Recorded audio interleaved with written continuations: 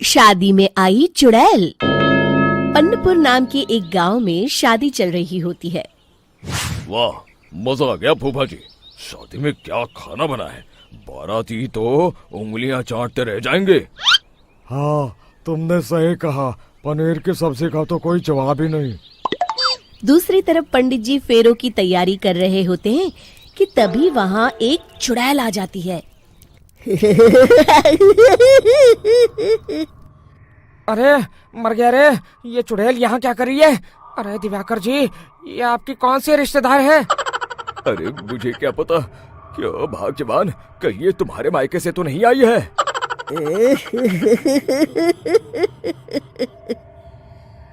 तुम लोगों की इस गांव में बारात लाने की हिम्मत कैसे हुई? मेरे रहते इस गांव में किसी की शादी नहीं हो सकती। अब तुम लोग देखो मैं क्या करती हूँ। अरे मर गया रे, मैंने सुना है ये जबान की पक्की है। भागो रे भागो, वरना ये चुड़ैल किसी को नहीं छोड़ेगी। हाँ, तुम सही कहते हो मोहन भाई, यहाँ से भाग लेने में ही हम सबकी भलाई है। देखते ही देखते शादी के मंडप में भगदड़ मच जाती है और चुड़ैल सब कुछ उजाड़ कर रख देती है। फिर एक दिन मोहन की शादी तय हो जाती है। अरे भाई, अगले हफ्ते मेरी शादी तय हो गई है, लेकिन इस चुड़ैल की दहशत के मारे तो मेरे हाथ पैर कांप रहे हैं। अरे मोहन, तुम्हारा दिमाग तो खराब नहीं हो गया? तुम अपने साथ साथ हम सब गांव वालों को भी बलि का बकरा बनाना चाहते हो? उस चुड़ैल के रहते तुमने अपनी शादी के बारे में सोच भी कैसे लिया? देखो गोपाल, डर तो मुझे भी लग रहा है, लेकिन उस चुड़ैल के डर से मैं जिंदगी भर कुंवारा तो नहीं रह सकता।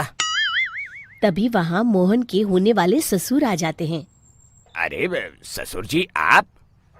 देखो, अब तक मैं तुम्हारा ससुर बना नहीं हूँ और शायद बनूंगा भी नहीं। ये आप क्या कह रहे हैं? मैंने तो शादी का कोड भी सिलवा लिया है। मैं अपनी बेटी की शादी किसी अच्छे गांव में कराना चाहता हूँ। तुम्हारा गांव तो भूतिया गांव है। मैं तो क्या, अब तो कोई भी अपनी लड़की इस गांव वालों को नहीं देगा।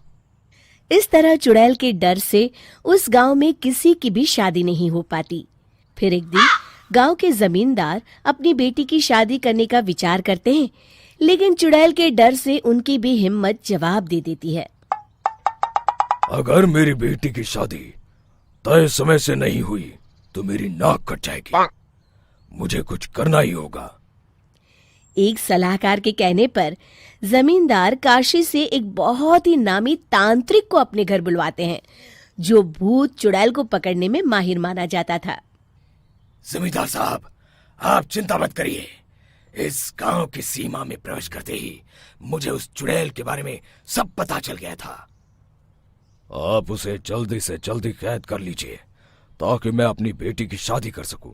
जब वो चुड़ैल एक इंसान थी, तब ठीक उसकी शादी करने वाले दिन ही उसकी और उसके होने वाले पति की एक दुर्घटना में मौत हो गई थी। उसका होने वाला पति आज भी भूत बनकर जंगल में भटकता है।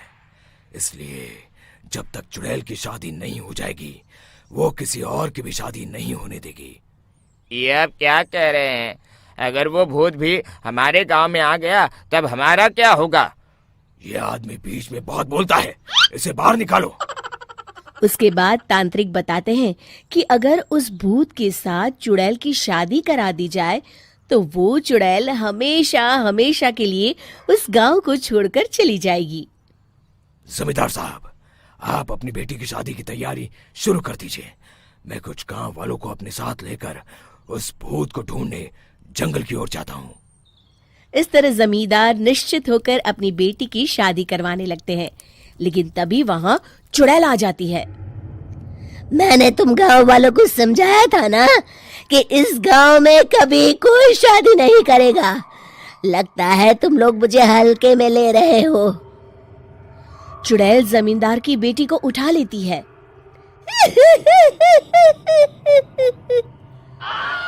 अब देखती हूँ बिना दुल्हन के तुम लोग शादी कैसे करोगे। मैं इसे अपने साथ ले जा रही हूँ। छोड़ मुझे, पिताजी, मुझे बचाइए। अरे कोई मेरी बेटी को बचाओ। तभी तांत्रिक उस भूत को लेकर वहां पहुंचता है। अरे भाग्यवान, रुको, इन मासूमों को परेशान मत करो, मैं आ गया हूँ, अब तुम मेरे साथ चलो। चुड़ैल बहुत खुश हो जाती है। आप आ गए, चलिए अब हम मंदिर में चलकर शादी कर लेते हैं। अरे अरे अरे अरे, ये क्या कह रही हो? मंदिर में जाके दोबारा मरना है क्या? चलो, आज से हम जंगल में रहेंगे। चुड़ैल चली गई, अब मेरी शादी हो जाएगी। इस तरह सभी गांव वाले खुशी से झूमने लगते हैं।